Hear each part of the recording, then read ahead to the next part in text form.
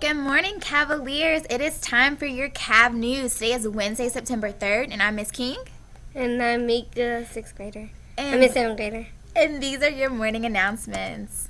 Remember that our theme for the year is College Ready Performance, College Ready Character. Mika, what does that mean to you? It means to me like to where I'm ready for college and that I have a whole lot of courage. Yeah, to, courage to do what? to get ready for college. And what does getting ready for college mean? You have to get The grades. good grades. You have to come to school ready to learn with all your supplies, right? Like those are small things we can do every day to be college ready. All right, our campus glows. Yesterday, we had 97.2% of Cavaliers present. So that is great. But what number do we want?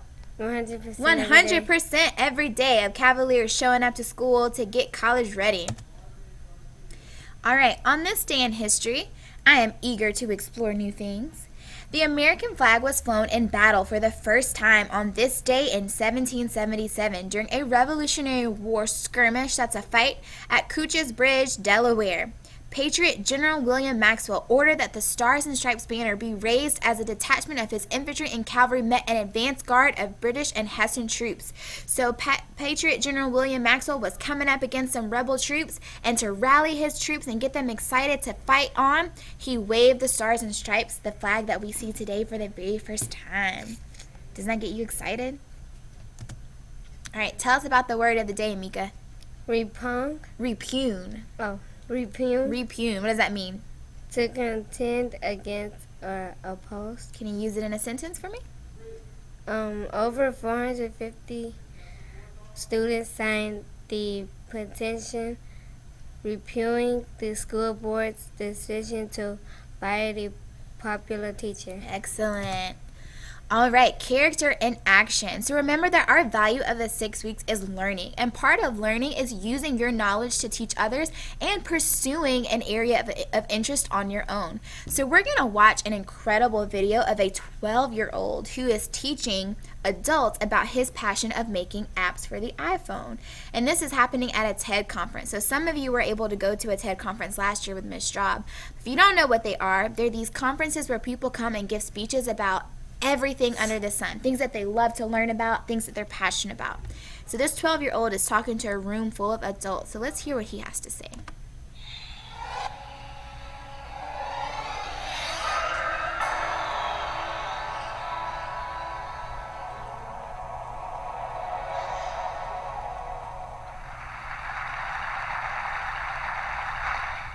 I've always had a fascination for computers and technology, and I made a few apps for the iPhone, iPod Touch, and iPad. I'd like to share a couple with you today. My first app was a unique fortune teller called Earth Fortune that would display different colors of Earth depending on what your fortune was. My favorite and most successful app is Bustin' Jeeber, which is a Justin Bieber whack-a-mole. I created it because a lot of people at school disliked Justin Bieber a little bit, so I decided to make the app. So I went to work programming it, and I released it just before the holidays in 2010. A lot of people ask me, how did I make these? A lot of times it's because the person who asked the question wants to make an app also. A lot of kids these days like to play games, but now they want to make them. And it's difficult because not many kids know where to go to find out how to make a program. I mean, for soccer, you could go to a soccer team. For violin, you could get lessons for a violin.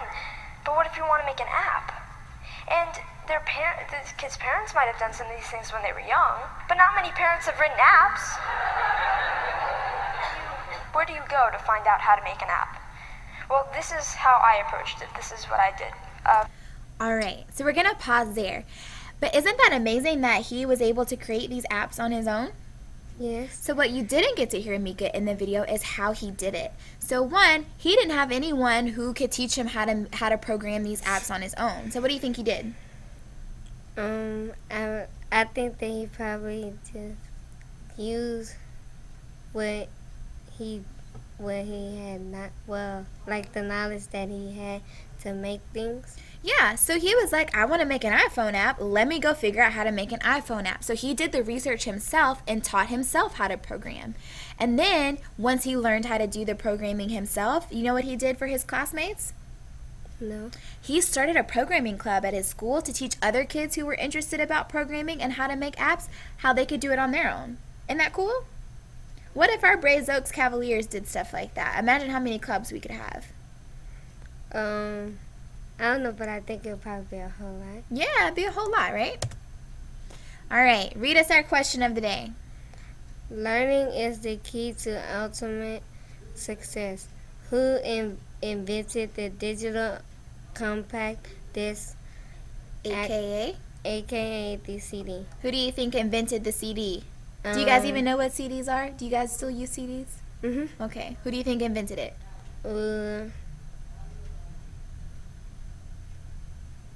I actually don't know, but I think I'll choose B. You think you choose B? You think Apple made it? Mm-hmm. All right, it's actually C. Philips.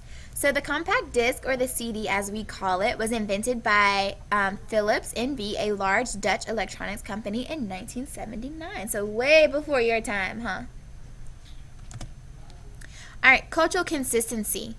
Remember that we go up the A stairwell and down the B stairwell. What happens if people start going up and down the wrong stairwells, Mika? You get a mark. You get a mark in Demir, and what happens to the traffic in the stairwells?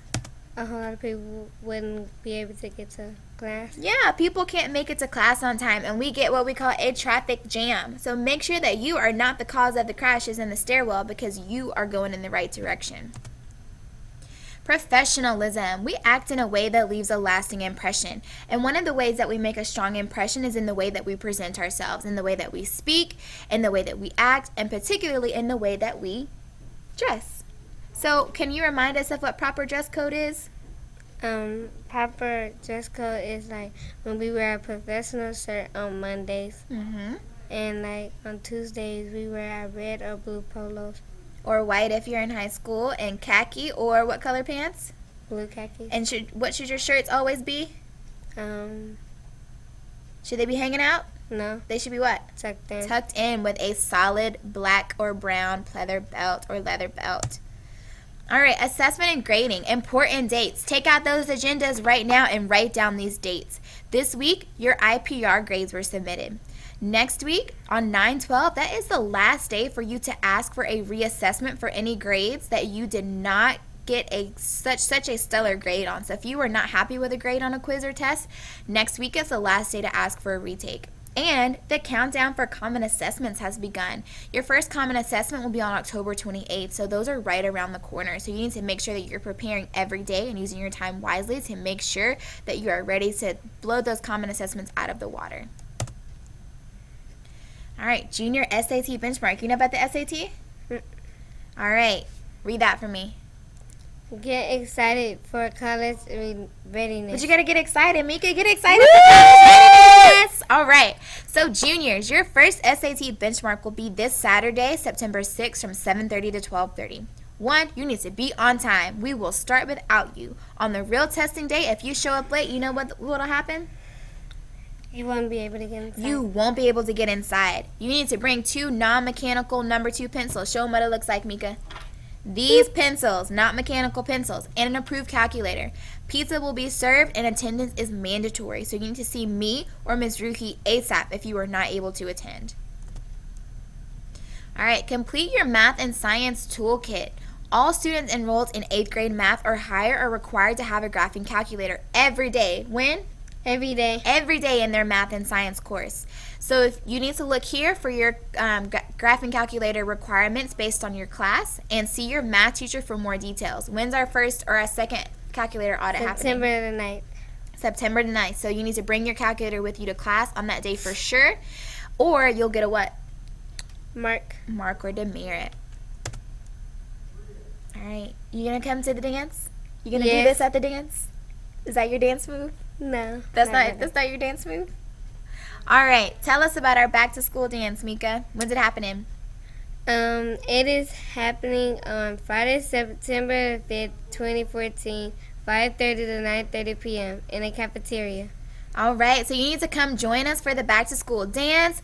get your groove on, work up an appetite, and bring some money so that when you get hungry from all that dancing, you can buy some pizza, some cookies, refresh yourself with a nice Coke, and get rejuvenated to get back on the dance floor. All right, tell us what we can get in the cafeteria. Purchase Brazos gear during lunch. Cash or check. Sale ends soon.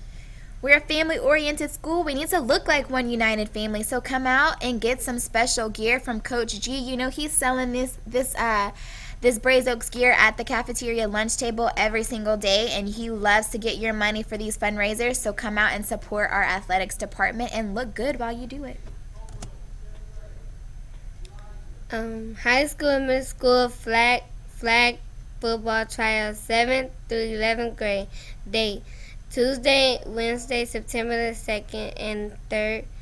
Time Tuesday 4:30 to 6 p.m.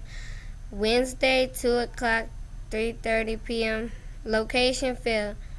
Please be in proper uniform and be on time or you will be sent home. All right, so Tuesday tryouts have already happened. So the tryouts from today, just to be clear, are from 2 to 3:30 on the field. And if you don't come in uniform, you will be sent home. Middle school volleyball versus Southeast is today at 5 p.m. at the Southeast campus at 353 Crenshaw Road.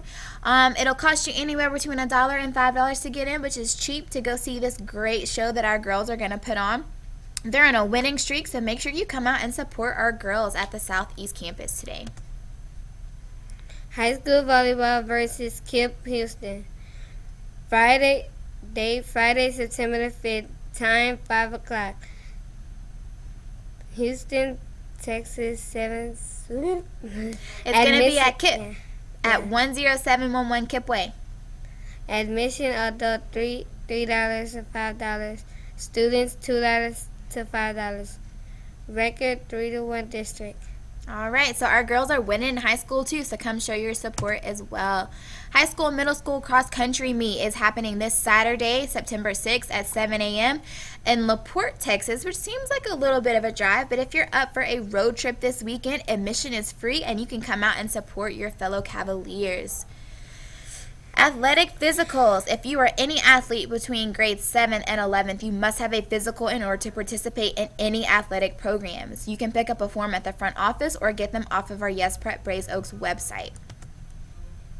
And just as a reminder, our calendar for the day, it's Wednesday. It is an early dismissal day. We have that middle school volleyball game at 5 at Southeast. We do have Wall Street and detention today, so if you got Wall Street and detention, be sure to show up. And we have cross-country practice today from 1:30 to 3. Anything else, Mika? Did I get it all? The high school volleyball versus KIPP Houston. Oh, that's on Friday. On Friday. I got it all for Wednesday? Okay. Yes.